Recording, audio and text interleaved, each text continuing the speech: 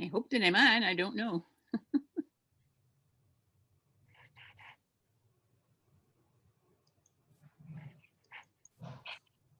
Candidate Schumacher, I know you can't see me. This is Heidi Graham, President of the League of Women Voters. We have already started the webinar. Our participants are in, and we have gone live on Facebook. We did a drawing before you attended. I need to have a verbal agreement that you accept the rules as we gave them to you. Yes, I certainly do. And I can see all of you, but I don't see my face, so I don't know how to get my face on there. Okay, well, we do see you. The Okay, question is, can I have our timer hold up the one of her signs? Can you see that? Yes, I can. Yes, I Okay, can. that's the most important thing that you see. Okay, very So yes, so Ms. Schumacher, we drew order. You will be giving your opening statement first, followed by candidate Mancia, candidate Espino, candidate Krinsky, and candidate Sager. And now I happily turn this over to our amazing MC and moderator. They are two students from South Middle School of School District 25. They are brother and sister amazing duo, Rosemary and Elliot Heckard. Thank you so much. Welcome to the candidate forum put on by the League of Women Voters of Arlington Heights. My name is Elliot Heckard, and I am from the League of Women Voters of Arlington Heights, Mount Prospect, and the Buffalo Grove area. I am also a member of our Emerging Leaders program. If you use closed captioning, please turn it on via live transcript at the bottom of your screen next to the raised hands.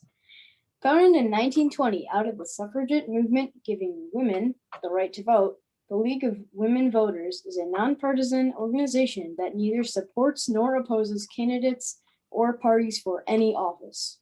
The League's purpose is to promote political responsibility through the informed and active participation of citizens in government. Providing this forum allows citizens to become better informed about the issues facing their community and to become better acquainted with the candidates running for office. We are happy to provide this service for the community. To send in questions for the candidates, please text 224-306-9521 or email forum.lwvah@gmail.com. All of the candidates were contacted by email or phone prior to today. The candidates have agreed to abide by the ground rules provided by the League of Women Voters. They are as follows. Our moderator has drawn names for speaking order and will rotate this order during the forum for questions. Each candidate will have 2 minutes for their introductions. Next, each candidate will have 1 minute to answer questions. At the end, each candidate will have a 2-minute closing. League members will act as timers. Candidates will be given a 30-second and 15-second warning, so we ask the candidates to quickly complete their thoughts before they see the stop card. Time limits will be enforced out of respect for all candidates. Questions will be provided by the audience. Each question will be answered by all candidates. So please, audience, only ask questions related to the office being sought. Again, we can only use questions, we only use questions that can be answered by all candidates. Please send questions to 224-306-9521 or email forum.lwvah@gmail.com. Questions will be reviewed by League volunteers for clarity, appropriateness, and to avoid duplication. Candidates have been asked not to interrupt one another. The moderator will repeat a question if asked. The candidates are to speak to the audience. I'd like to introduce our moderator for today's event, Rosemary Heckard, a student at South Middle School. Thank you. We will now start our candidate forum. We ask that you bear with us and note that technology is what it is, and we are all working to ensure this event runs as smoothly as possible. With me on screen, we have our candidates and our timer, League member Vicky Chung. I would like to note that the Q&A chat has been disabled for all attendees. So if you would like to submit a question for the candidates, please text this number, 224-306-9521, or email forum.lwvah@gmail.com. Espino.lwvah@gmail.com. We will start this forum with candidate Schumacher, candidate for the school district 59. Candidates, please notice the timer. When you see the stop sign, you may finish your sentence. The candidates will be in the following order for 2-minute opening statements.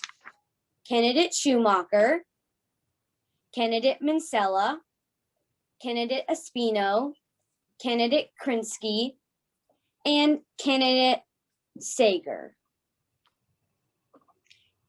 Candidate Schumacher, please begin your 2-minute opening statement. Good evening to all of you. I'm very happy to be here with my fellow candidates and with the League of Women Voters. My introduction to school was while I was a child, and I was a very good student and I studied all the time. After that, I went to college and I became a teacher of home economics, art, and science. After I had my children, I stopped working and came back and took care of my children, and then was extremely involved in their schools, the elementary schools and the middle school, where I started the PTO. I was drafted onto the board at one point after my children were out of the elementary district and into the high school. And I've been on the board ever since, and I have loved it. My first regard, of course, is always the students, and then the teachers and the other staff who support our students, and then everybody else who takes care of District 59, because it is such a wonderful district and I have nothing but good things to say about it. Are we perfect? No. Do we have things to change? Of course we do. Education changes all the time. I have been on the board for about 30 years, so I have a lot of experience. I've worked with 4 different superintendents, and I think the important thing is that we will be having a new superintendent very soon, and we need somebody on the board with background so we don't make some of the same mistakes we've made before, and we can trudge ahead and do new things without having to worry about the past.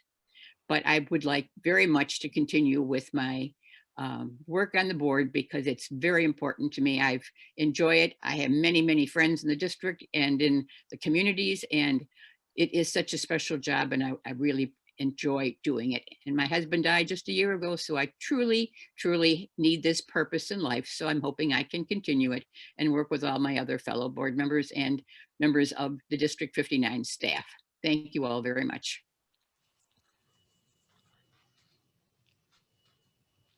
Okay, candidate Mansella, you are next. Thank you and great job.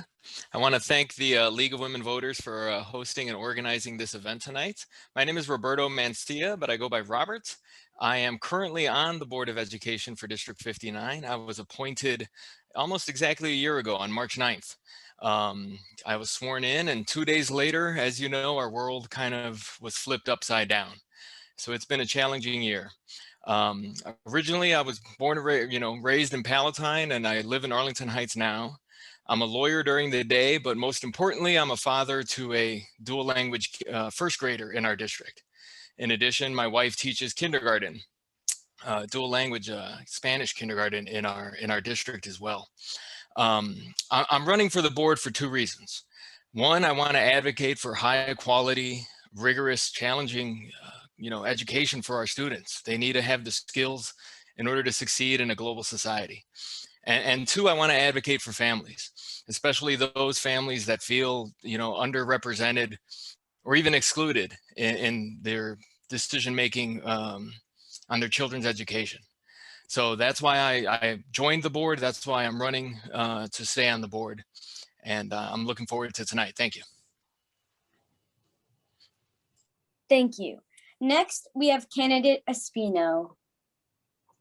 Hello, everyone. My name is Daisy Espino. I am a mother of 4 beautiful daughters. 3 of them are students at the district. I have 2 daughters at John Jay. One is in the dual bidirectional program.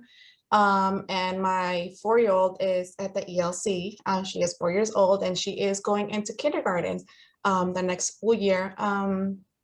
I started at John Jay, obviously, when my firstborn started kindergarten. I started as a volunteer at first, popping popcorn with the PTO.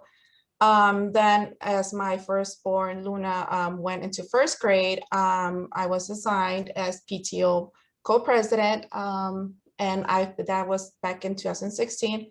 And ever since, I have been in the PTO. I am still currently co-president, and I do have a wonderful team. I fell in love with the district, especially at my school, John Jay. I say my school because it's my daughters and I've been in the PTO for so long. The warmth of our district and our schools is truly amazing. It doesn't feel like a school, it feels more like a home. So it's more like a family. And I really want to keep that feeling for everyone that comes in.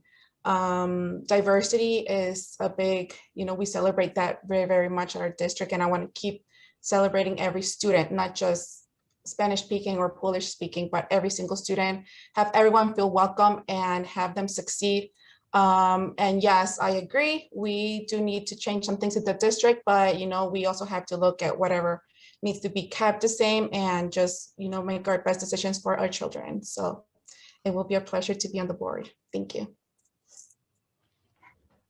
Next, we have candidate Krinsky. Thank you so very much. I am really delighted to be here. I am glad that the League of Women Voters provides this service and has done it for many years. I have been on the board for almost 10 years now, and I am on the board because I believe in the ability of a free public education to change the trajectory of the lives of families who maybe don't start out in the same place with the same opportunities.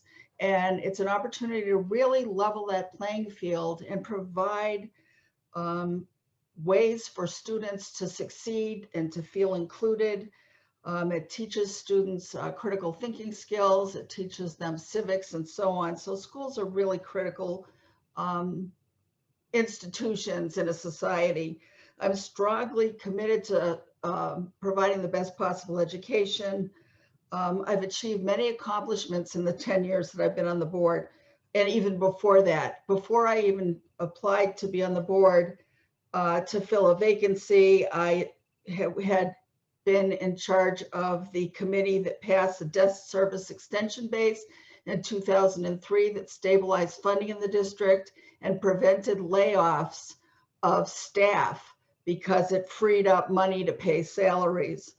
After that, I founded the foundation in District 59, and then I applied to the board. I've been responsible for inclusive policies and outreach to families to help them feel part of our organization and that they belong. I helped institute full-day kindergarten, expanded preschool, expanded dual language programming, and there's still a lot to be done. There are things that need fixing, and there are new opportunities. So I would love to be able to stay on the board and continue the very, very important work of educating our students. Thank you. Thank you, candidate Sager.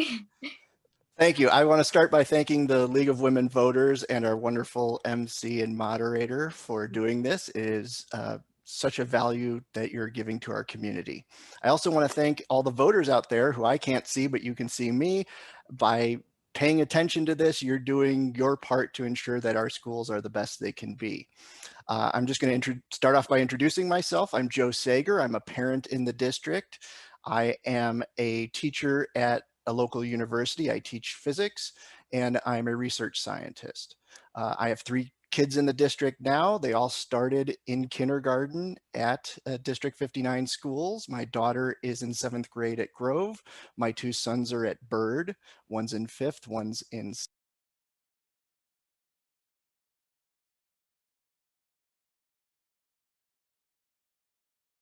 So what I'm going to do now, I've got a couple of things that I just want to start again.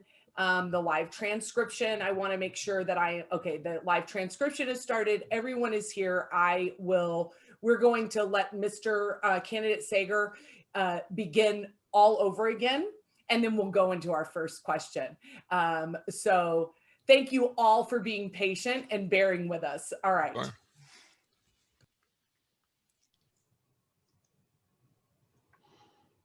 Candidate Sager, you can begin. Okay, I want to again thank the League of Women Voters under what are very challenging circumstances. Boy, do I wish we were doing this in person and I could meet with all the voters in person, and hopefully we'll be doing something like that soonish. As I said, I'm Joe Sager. I'm a parent in the district. I have 3 children in the district. My daughter's in 7th grade at Grove. My 2 sons go to Byrd. They're in 5th and 2nd. I am a lifelong resident of Elk Grove Village. I went to Elk Grove High School where I met my wonderful wife, Molly. She's a high school math teacher in the area. From there, I wasn't really sure what I wanted to do, so I wasn't necessarily the best student, but I went to Harper College for 2 years, sort of got my feet underneath me, decided I enjoyed science and engineering and mathematics, so I went to Eastern Illinois University where I studied physics and math, maybe intending to become a high school science teacher, but it turned out I loved doing research. I loved working in a laboratory, and so I went on to UIC to get my PhD in physics. Since then, I've taught at a local university where I get to do the best of both worlds. I get to work with wonderful students, I get to teach physics, I get to share my excitement, and I get to do research with those same students. So I get to do things that I love. And I feel that these experiences and working with the students I've worked with have prepared me to give back now to the board. I see serving on the board as a chance to pay forward. I can't necessarily go back and pay back all my teachers for all that they've given me, but I'm hoping I can pay forward to the next generation. While working on the board, my focus will be on improving curriculum resources, making sure we're doing a good job of assessing the curriculum, improving communication among all interested parties, and strong financial sustainability. Thank you. Thank you. Remember, audience, you can send questions to 224-306-9521 or email forum.lwvah@gmail.com. Candidate Mansella has 1 minute to answer the first question. The question is, historically, there has been a lack of involvement of non-English speaking parents. Some of this has been blamed on lack of translators, but there also may be a cultural issue. If elected, what would you do to increase participation by non-English speaking parents? Excellent question. Thank you. You know, translating documents is not enough. Having a website that's translated is not enough. You know, sending out a newsletter that's translated is not enough.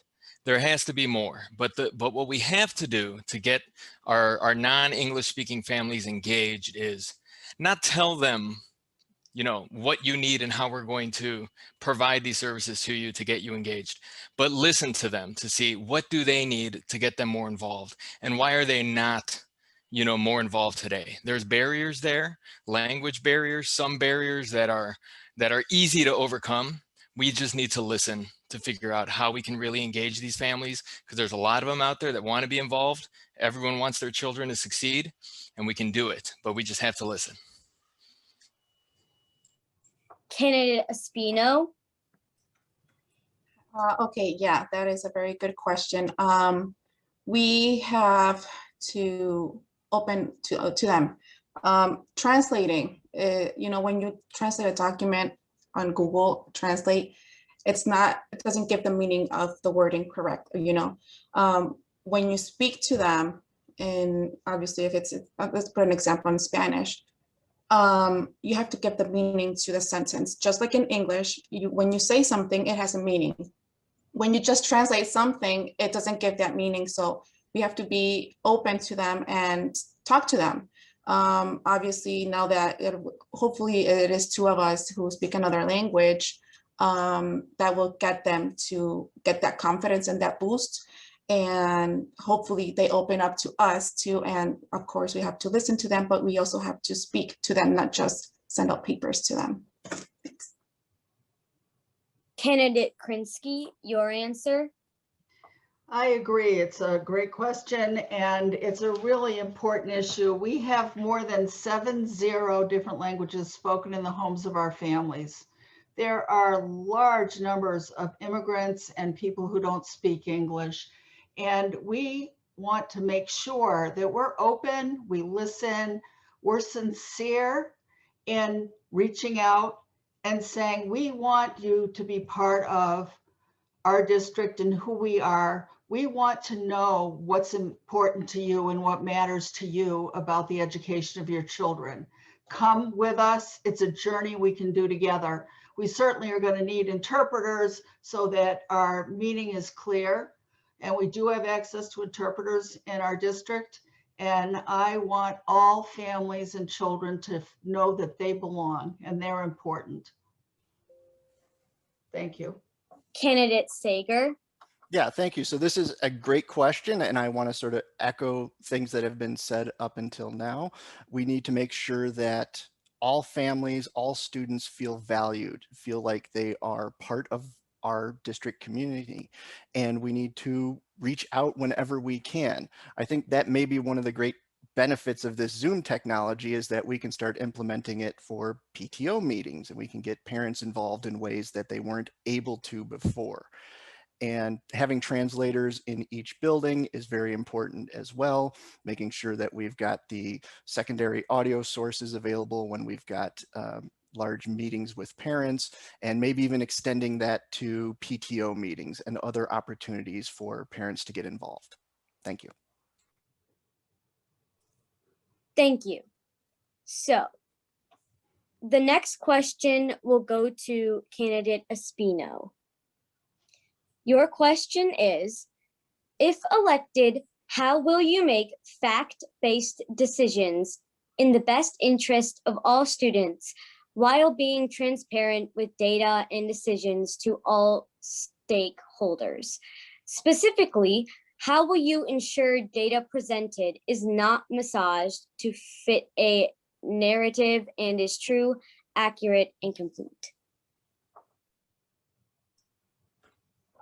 First of all, it's not something that I will obviously be doing by myself. I would obviously have the guidance of hopefully previous board members, like for example, Mrs. Krinsky, I would work with the rest of the team to see what we can actually put out. And I'm not saying we're actually going to keep the information hidden, but we have to figure out a way how to speak to the parents, because not everyone understands the format or the wording. So we have to figure out a way how we can speak to the parents and give them the information a way they understand it. Candidate Krinsky, your answer?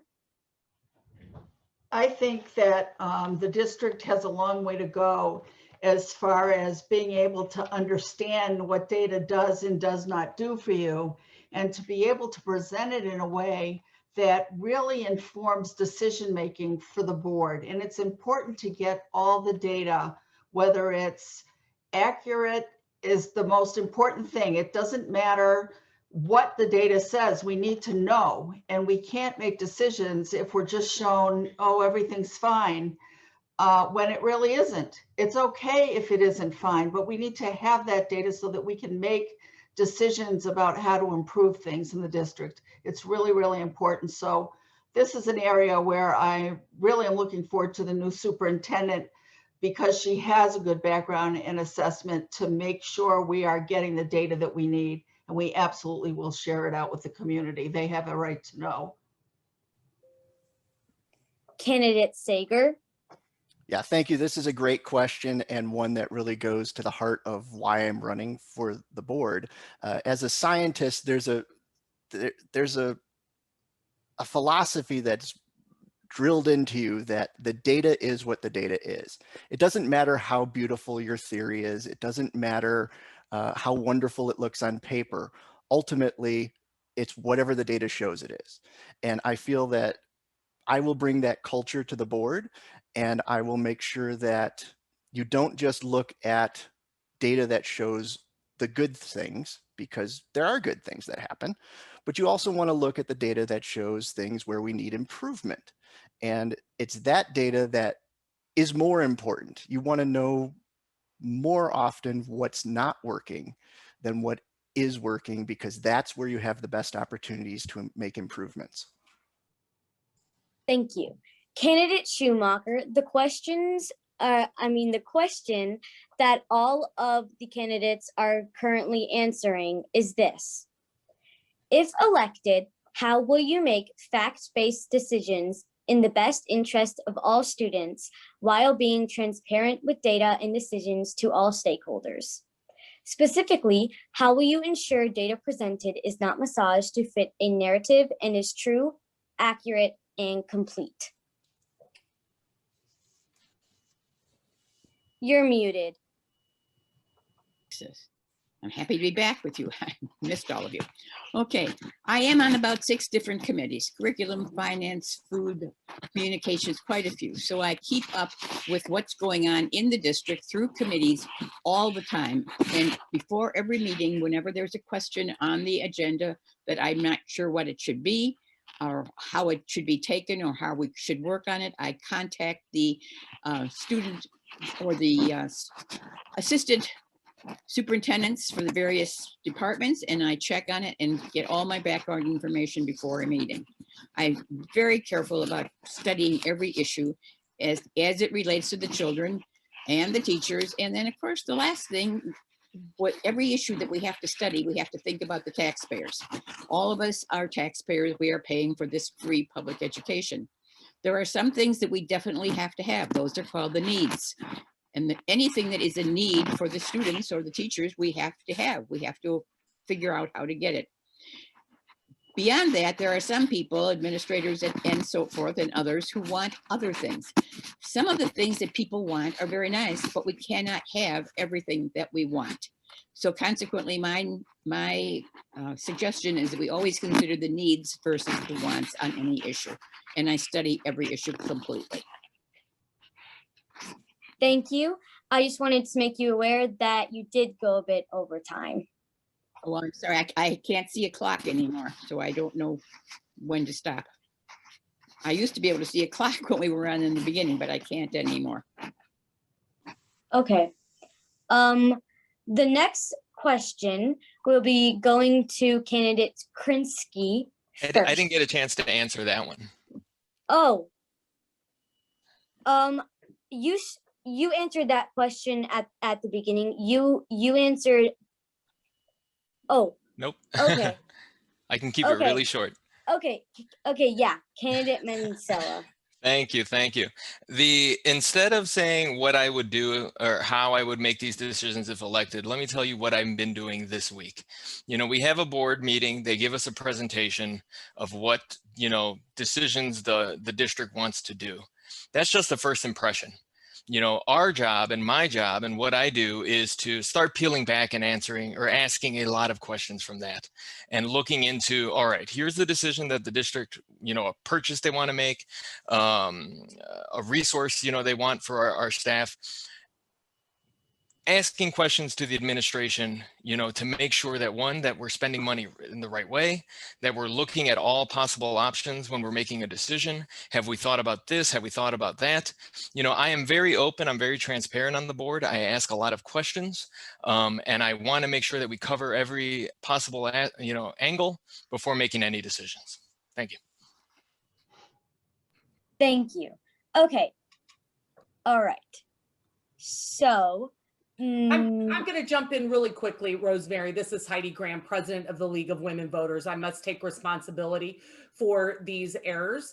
I want to give Ms. Schumacher an opportunity to answer the question that she missed while we were all trying to get back on Zoom. Rosemary, can you repeat that question for her? And then we will be hopefully all right back on track and can finish this webinar smoothly. Thank you. Okay. Candidate Schumacher, the question that you missed is this. Historically, there has been a lack of involvement of non-English speaking parents. Some of this has been blamed on lack of translators, but there also may be a cultural issue. If elected, what would you do to increase participation by non-English speaking parents? I think it's extremely important that all of us in the district can speak one language so that we can all communicate, because otherwise we really have a difficult time.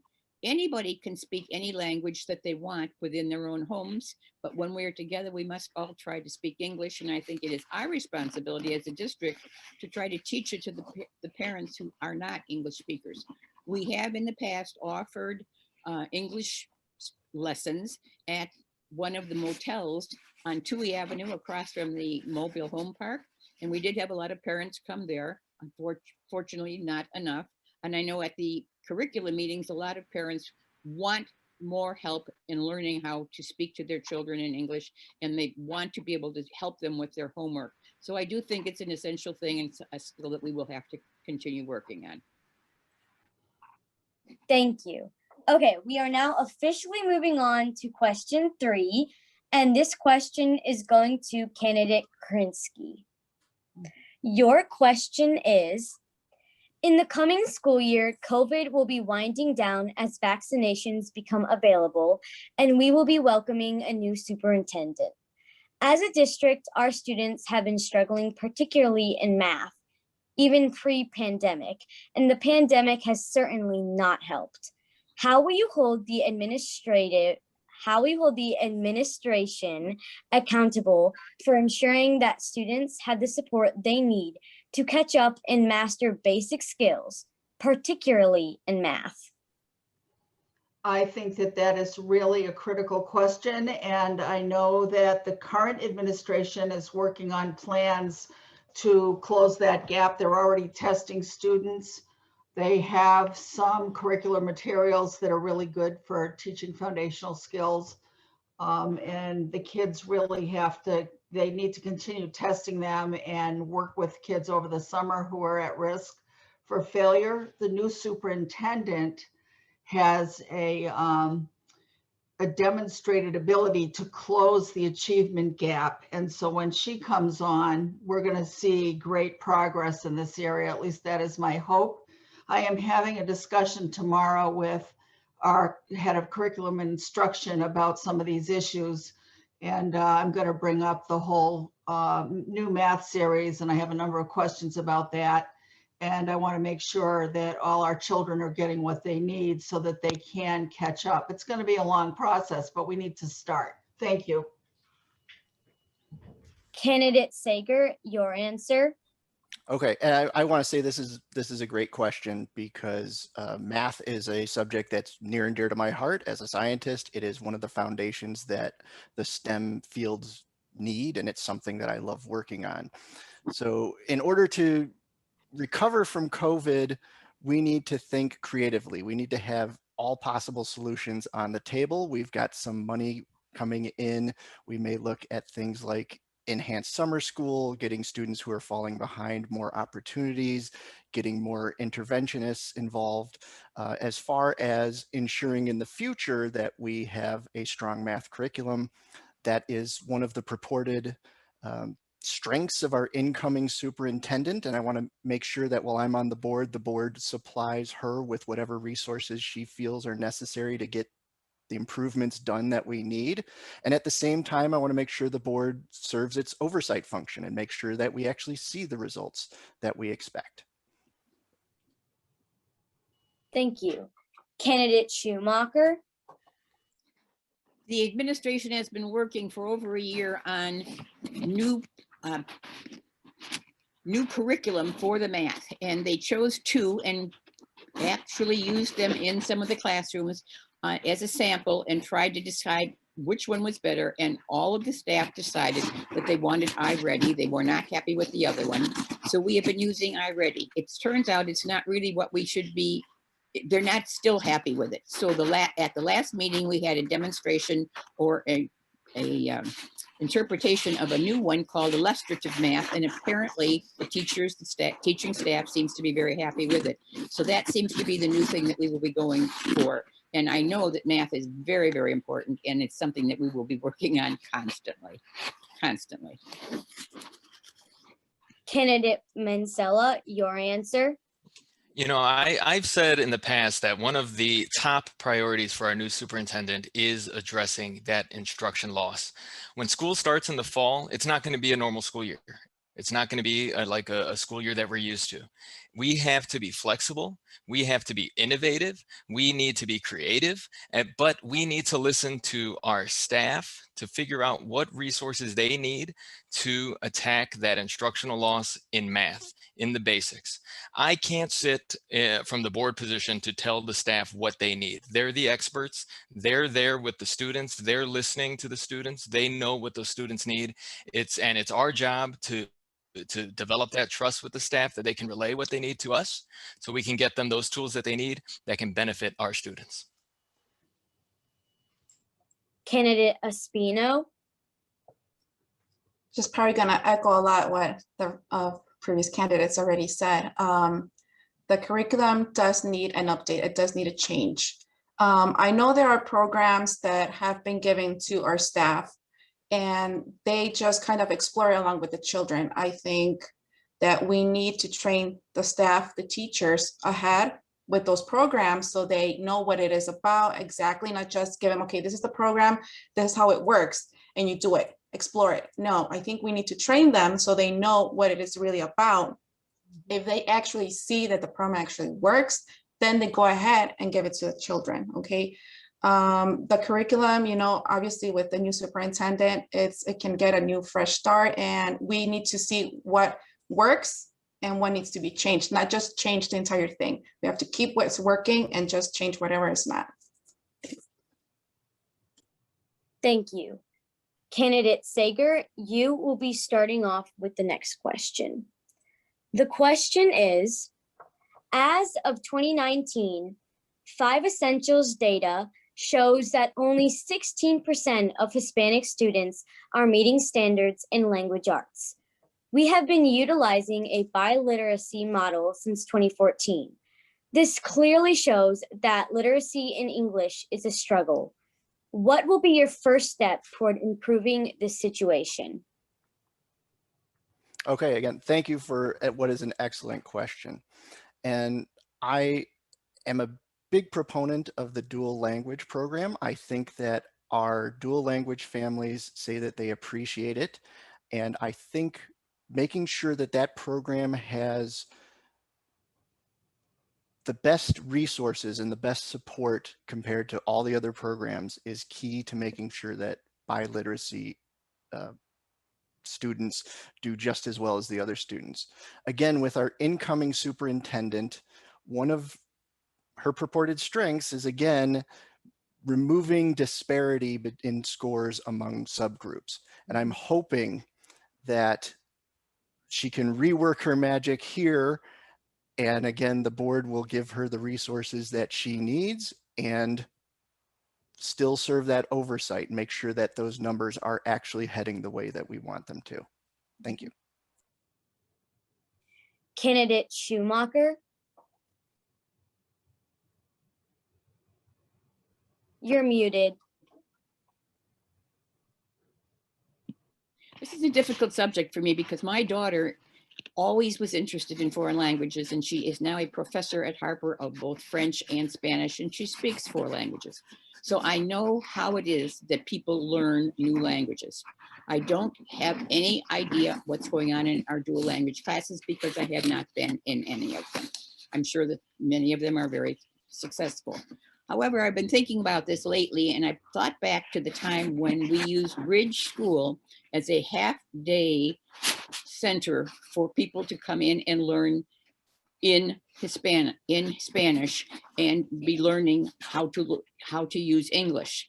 So they spent 1/2 day, either the morning or the afternoon at Ridge School, and then went back to their home schools for this other half of the day where they were with a general education classroom and actually worked with children who were speaking different languages. I don't know that maybe that was not our best move, because I think that really worked very well. And we saw many parents come to the open houses at Ridge School when their children were going there for half a day. So perhaps it's time for us to investigate once again to see which is the best way to educate our children in a second language. Thank you. Candidate Schumacher, I do want to make you aware that once again, you did go over time. I can't see a clock. Can you just raise your hand or something when you want me to stop? Do you see the time? Okay, sure. Yeah. I can't, there's no clock. Okay, sure. Okay. Then Candidate Mansella, your answer. Robert is just fine. The it's stats like these I don't like to hear them, and I don't like to hear, well, our scores are low because we have a large English language learner population. It's not an excuse. If 16% are struggling or they're reading or they're having these difficulties, why is that the situation? Obviously something that we're doing is not working, and we need to figure out why that is. Our kids need to be able to transition from learning to read to reading to learn as quickly as possible, because like we said with math in the previous answer, it's those basic skills, and we need to really start looking at this. And like we said, we're excited. The new superintendent, she's going to have a lot of tasks on her plate. This is going to be one of them, because we have a large population of English language learning students, and we need to make sure that all of our students are successful. Candidate Espino, your answer. Okay. Personally, I know the struggle. Learning a new language it's hard. It's not just Spanish or English, any language is hard. When a student feels the pressure, you block yourself. Okay, the students block themselves, and when you just keep on pressuring them, they just keep on being blocked. We need to embrace them, and we need to let them know that we are here to help. We cannot just say, oh, it's the Hispanic community. I know what the question is regarding the Hispanic community, but it's hard learning a new language, and embracing the students is really important. Just letting them know that, it's easy, it's hard, but it's easy to, be yourself. Just be yourself and you will succeed. And, we just have to embrace our children and let them know that we are here for them. Candidate Krinsky. Yeah, it's an interesting statistic, and it's unclear exactly what it represents. I agree that we need to help all our children learn and get up to grade level as quickly as we can, but we do have to embrace their sense of self-worth and support them in the way that Daisy's talking about. If they don't feel like they can do it, if they don't feel like the adults around them believe in them, then it's going to be a really hard struggle. The problem I have with this statistic is I don't understand enough about it, because dual language historically has, when kids are learning two languages, they tend to be a little slower and their scores tend to be a little lower because they're learning two. But by the time our kids get to junior high and then high school, they're graduating at the highest rates and they're doing very well. Our dual language program works well, but they need time. The state gives them 5 years. Thank you. Thank you. Candidate Schumacher, you will be answering the next question next. Also, I wanted to tell you that I will be verbally telling you when you have 15 seconds left and when it's time for you to stop. Thank you. Also, remember to unmute yourself. The next question is this. How will you prioritize social, emotional, and mental health resources for students, given the challenging times we are in? I don't believe that's the job of a board member, so to speak, to actually do the prioritizing. We have to listen to our administrators who are involved in those particular areas, it's social, emotional areas and so forth, to know how to go about helping them. I'm absolutely convinced that we have to take care of any children who have any types of mental lapses or disabilities, and they need all the help that we can possibly give them. So I would be in favor of anything that is given to us as an example and any ideas that we can study, and I would study them carefully and vote accordingly. Thank you. Candidate Mansella? You know, we need healthy kids in our schools this fall, both physically and mentally. Um, you know, the pandemic takes a big toll on everybody. Our kids were isolated all year long. They haven't seen their friends. They haven't played in a playground in a year. You know, our staff has been alone trying to teach to a Zoom, you know, having some of the issues that we're having tonight, you know, every day. It's hard. It wears you down. We're tired, but we're at the end of the road and things are looking up. We're going to be out and about this summer. We're going to be out and about this fall. But we need to really listen to our kids to see if they have needs that need to be addressed to make sure that they can concentrate and learn in our classrooms. Thank you. Candidate Espino? You know, our worlds did change from one day to another, like literally. You know, we were in school one day and then the next is like everything is closed. You have to stay home, and it's, as an adult, you kind of like, okay, so we just have to do this. We know what to do, kind of. We knew kind of what we had to do. A child was like, okay, so what's going on? They see us worrying and they worry too, because they don't know what they can't really do anything. We couldn't do anything, so they saw us struggle. They were struggling too. We have to listen to the children. You know, they might not speak up, you know, because it wasn't just not the socializing part with their friends, you know, lots of problems probably at home, probably not having any meals, but the meals that the district provided, probably, you know, being by themselves at home because the parents had to work and they couldn't be with a babysitter. You know, there's a lot of things that probably went down at home, and we need somehow to help those children along with our staff. Thanks. Candidate Krinsky?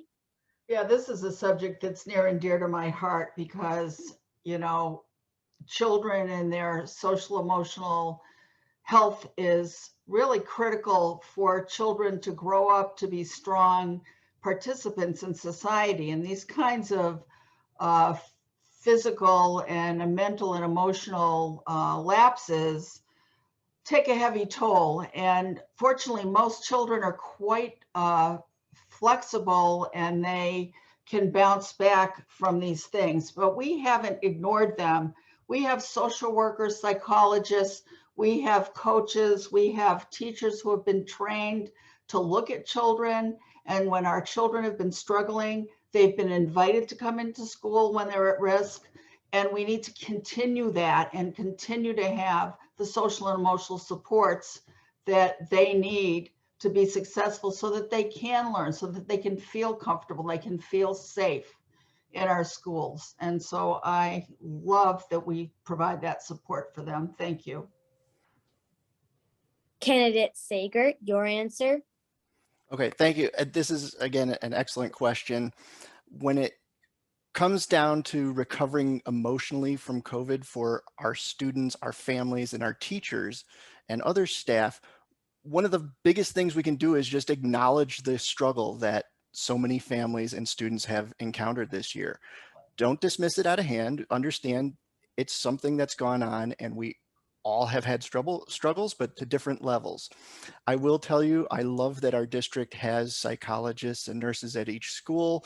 As a teacher, when I've had college students who are in crisis, who are having a family issue or some mental issue, being able to take them and walk them down to one of our psychologists or counselors really unburdens the teachers and allows them to teach, focus on teaching. In addition, I love that the district has begun reaching out to partners and providing resources to people. We don't provide the resource, but we'll point towards the resources. So mental health clinics with the Kenneth Young Center, for example. Thank you. Now,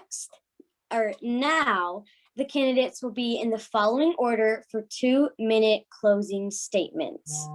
First will be candidate Mansella, then candidate Espino, then candidate Krinsky, candidate Sager, and lastly, candidate Schumacher. Candidate Mansella, you may begin. Once again, thank you all tonight for your time, for organizing this, for rolling with the punches as we work through all these tech issues. I'm running on the board because I want to advocate for all of our students and all of our families. You know, as a first generation student myself, I know the value of a quality education. I know how transformative it can be to my family and future generations. And I knew how hard it was for my mom, you know, to be involved with the schools. I see it, you know, and I lived it. And I see it sometimes in some of the families when I drop off my son at school, you know, and I see myself in a lot of these kids. You know, so I want to make sure that they have the absolute every single resource they need to be successful. Our public schools, each school in our district needs to be that great equalizer. You know, our kids are starting at different points in this race, but these schools should level the playing field for all of them and give them the skills that they need to be successful, to be leaders in our community, and to grow and achieve and reach new heights that they never thought possible. And we can do that. And I'm asking for your vote, and I'm asking for your support this April. And I thank you again for your time tonight. Thank you. Candidate Espino. Yeah, I want to say thank you to everyone. It was a pleasure meeting you too. And thank you to all the people that sent in your questions. They were really, really good questions. I do want to say that I do come with an open mind and to perform all the functions of a school board member. You know, as you know, our district is truly diverse. I will continue to celebrate and support every student and their families. They need to feel the support and they need to feel comfortable in our district and our community. And I will abuse of being bilingual. I will abuse that quality that I have to bring in families that need someone to help them, someone that represents the minority. I will be there for everyone. If there's any way I can help, obviously I will do it. I will look into curriculum and change whatever needs to be changed for the best of our children. And, you know, I will just work as a team member, try to make the best decisions. And I do hope I get your vote. And, you know, just like everyone else, I just want the best for our children. And I have a long way in this district. So I hope that, you know, I can be here longer and just keep on supporting everyone. Thank you. Candidate Krinsky. Thank you very much. I echo my former and current colleagues saying, former speakers saying that I really appreciate this opportunity and I thank the people that have gotten on and listened. I've been on the board long enough to have been through some very tumultuous times, some difficult times where there was a lot of learning that went on, and I am committed and determined to make sure that we fix the things that are broken. We need to take care of our curriculum. We need to make sure the assessments are there so that we know whether curriculum works or not. We need to be more planful when we institute changes. We need to listen more to teachers. Teacher voice is critical. And I would like to make sure that we are strong, we are child-centered, and we come out of this leading the way to make this the best district that it possibly can be. And that's my commitment, and I ask for your vote so that I can continue that work and make sure we come out where we need to be for all our students. Thank you. Candidate Sager. All right, again, I want to echo everyone else in thanking our wonderful MC and moderator here. I also want to acknowledge it's been a rough year. Obviously, we had Zoom crash on us here tonight, and so it's been a struggle for everyone. But thank you for sticking through it so we can get out and reach to the voters. I also want to thank all the voters who are listening out there. By listening, you're putting in more effort than most people ever will, and you're doing your part to improve public education. I want to say I'm running for the board because I believe in public education. I am who I am, and I've gotten where I am because of my teachers. And I can't go back and thank them. I can only pay it forward to the next generation. And I hope that you'll give me a chance to serve on the board so I can focus on the areas where I can see there's a need for improvement. I feel like my skill set matches up with those needs. And in areas of curriculum, resources, improving assessment, making wise use of data, ensuring that we improve communication. I am happy to listen to everyone. I'm disappointed we're doing this on Zoom, but hopefully someday all you voters out there who I can't see will get a chance to meet at some future board meeting and you can tell me what you feel. I also want to make sure that we wind up with a district that is sustainable, that we make sure all our financial resources are going to better everything for the students. I want District 59, I'm going to live here for the rest of my life. I want it to be a district we can all be proud of. I want it to be a sustainable district where every student feels valued, every student receives a high quality education. Thank you. I asked for your vote, and I really hope that I can earn that vote. Thank you. Lastly, candidate Schumacher. And again, I'm going to be reminding you verbally when you have 15 seconds and when you need to stop. Thank you very much. I was brought up in Chicago, which I'm sure some of the people from our audience would understand because they were from Chicago also. I received an excellent education in the Chicago public schools, but most of my success was due to my parents. I was the luckiest person in the world to have the best parents ever. And my mother told me when I was a child, Mardell, you do not have to be the best, but you do have to do your best. And I've done that all my life. And I intend to continue doing that for the rest of my life. And certainly I have used that attitude toward everything that I have done with District 59. I remember a time when we were absolutely the best in the area, and I want us to get back there again. And I'm sure we can work toward that.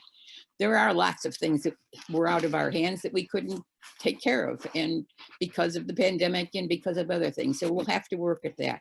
But if each of us does our best, and if we all work together and we tackle all of the problems that have been created by the pandemic and by other poor choices that may have been made, I'm sure that we will be able to get back to the top, the pinnacle of the education that we are used to and want to have.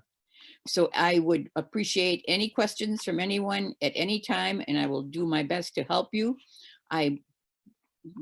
As I said earlier, I'm put always the children first, and then the teachers and staff, and then lastly, the taxpayers, which include many senior citizens who have lived in our communities for a long time and are still paying taxes to make sure that this school district is the best that it can be.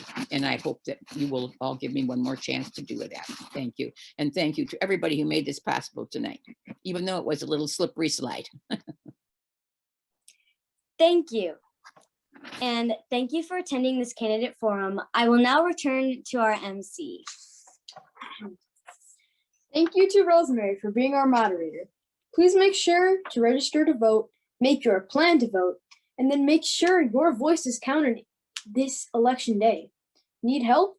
League of Women Voters Arlington Heights, Mount Prospect / Buffalo Grove is here to help. Check out our website at www.lwvah.org for voter registration information. Yes, you can register online.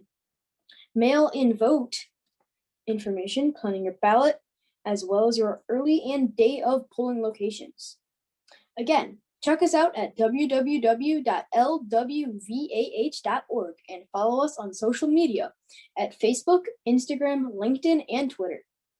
We even have accounts specifically for youth at student.lwvah and a mascot at Pause for Votes. And make sure, once you're ready to vote, you tell 10 friends where they can find all the information they need to be counted. www.lwvah.org. We are grateful to you all for joining us and to our candidates. Janice Krinsky, Mardell Schumacher, Roberto Mancia, Joseph Sager, and Daisy Espino. Our democracy relies on citizens willing to run for office, and to all of our volunteers of our league who work tirelessly to bring you this free program. Have a great day.